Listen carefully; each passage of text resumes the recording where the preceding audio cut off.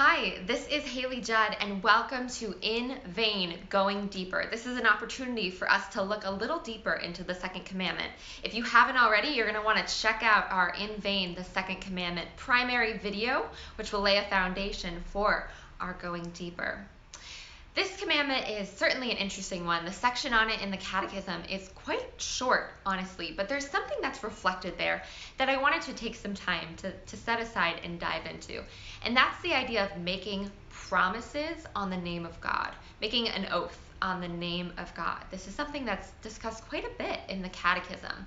And you might think, well, I don't make a lot of promises on the name of God. And these days, we don't. It's as much as I think they did in the past. We might use the expression, I swear to God, and when you do, make sure you're telling the truth.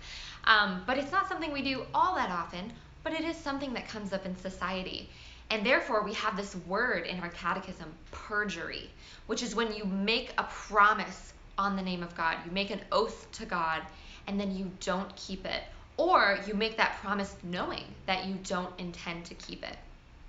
And this is a sin that is laid out in our church and in the teachings of our church.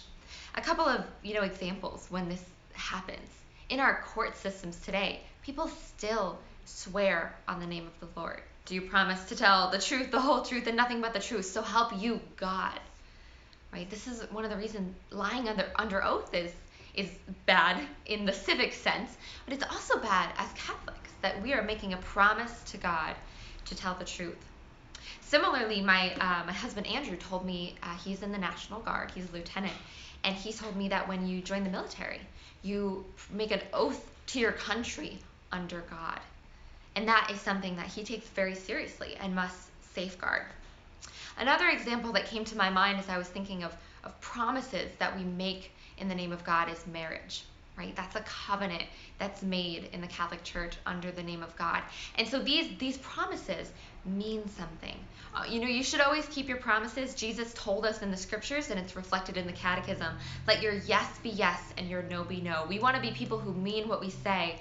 But if you're going to make a promise on the name of God, that means something extra. It means something even more.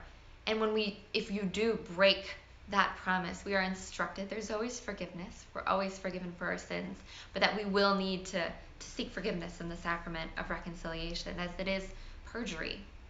So something for you to think about this week. How good are you at following through on the promises you've made? Are there promises in your life that you've made on the name of God? And how can we best honor them and be people who let our yes be yes and our no be no? These are just some other ways that we can practice living out the second commandment. Thank you for joining us for this Going Deeper video.